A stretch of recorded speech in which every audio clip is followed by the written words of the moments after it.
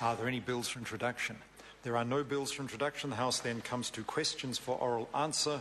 And the first question stands in the name of Dr. Russel Norman. Thank you, Mr. Speaker. My question is to the Minister of Finance and asks, does he stand by his statement that the mixed ownership program will be good for the economy as a whole? And if so, will it be good for the economy as a whole if these mixed ownership companies then sell New Zealand electricity generating assets into foreign ownership? The Honourable Tony Ryle. Mr. Speaker, on behalf of the Minister of Finance, yes, I do stand by that statement that the mixed ownership program will be good for the economy. That's because the alternative is to borrow billions and billions of dollars on volatile financial markets. And you only have to look at what's happening in Europe, where countries are being forced to slash spending and public services, to see the problems that too much debt creates. In terms of the second part of the question, the member's theory is misplaced, as none of the shareholding and directors' rules will change in that regard. Dr. Russel Norman. Supplementary. Thank you, Mr. Speaker. Will the legislation to establish these partially privatised energy companies include explicit provisions that prevent these companies from selling major New Zealand electricity generating assets? The Honourable Tony Ryle. Mr. Speaker, the legislation will pretty much reflect the existing situation where directors of state-owned enterprises will operate under the requirements not only of the Companies Act, but they would also be expected to act within the confines and requirements of a listing requirements on the New Zealand Stock Exchange. Dr. Russel Norman. Thank you, Mr. Speaker. Will the legislation to establish these companies include explicit provisions that prevent those companies from selling major New Zealand electricity generating assets? The Honourable Tony Ryle. Mr. Speaker, the new proposed legislation does not need to include any additional features to address the concern that the member has, because the Companies Act already requires that any significant transactions would involve consultation with the shareholders. The government is retaining 51% majority ownership. The Dr. Russel Norman. Thank you, Mr. Speaker. Is he saying that his government will provide no legislative guarantee that major New Zealand electricity generating assets will fall into foreign ownership after partial privatisation? The Honourable Tony Ryle. Mr. Speaker, there are requirements in the Companies Act that significant transactions require the support of the majority shareholder, and there are similar requirements with respect to the listing requirements of companies. So the government is retaining 51% majority control. Dr. Russel Norman. Thank you, Mr. Speaker. Does the Minister agree with the reported comments of Revenue Minister Peter Dunn, who says the law must be very clear that the partial privatisation program won't lead to the sell-off of dams and other important New Zealand generating assets? The Honourable Tony Ryle. Mr. Speaker, I haven't seen the exact details of what Mr. Dunn has said with respect to that matter. I do know what is in the coalition agreement, and I also know that there are requirements in the Companies Act in terms of the powers that majority shareholders have with respect to significant transactions, and there are similarly listing conditions that also give majority shareholders those sorts of controls. The Honourable David Parker. Thank you, Mr. Speaker.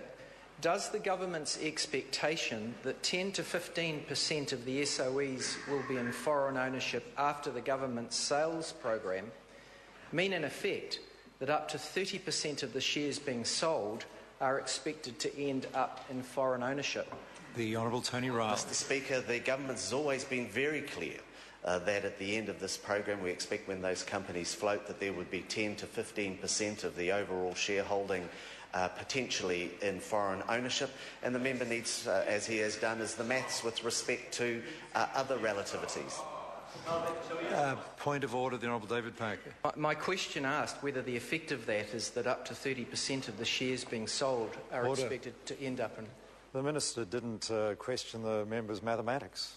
I think he agreed with the Minister, Dr. Russel Norman. Thank you, Mr. Speaker.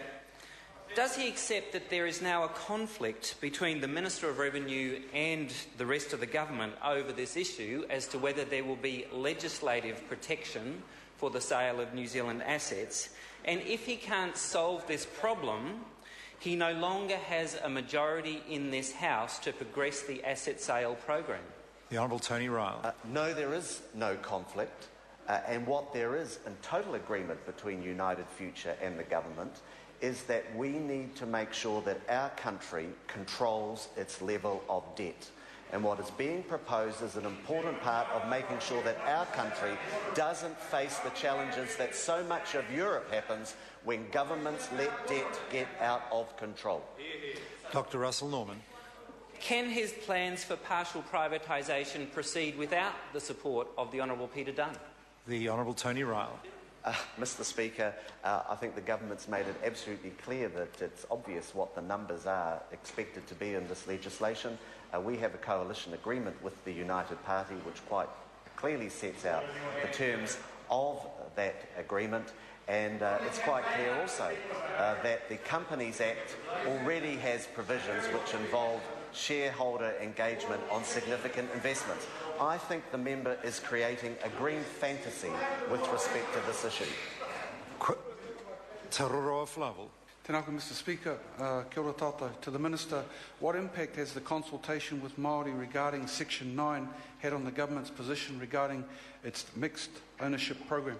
The Honourable Tony Ryle. Mr. Speaker, I think it's already clear, it's been indicated that the government is looking with respect to Section 9 and the transmission of that into the new legislation, and clarification that that does not apply to the private shareholders. I beg your pardon, of course, yeah, Dr. Russell Norman. Thank you, Mr. Speaker. Is it his understanding that Section 131 of the Companies Act requires directors to act in the best interest of the company, whereas if it is determined that it's not in the best interest of New Zealand not to sell those assets, those directors will be required to act in the best interest of the company, not in the best interest of New Zealand? The Honourable Tony Ryle. Mr. Speaker, the directors acting within the best interests of the company also requires them to act within the other provisions of the Companies Act.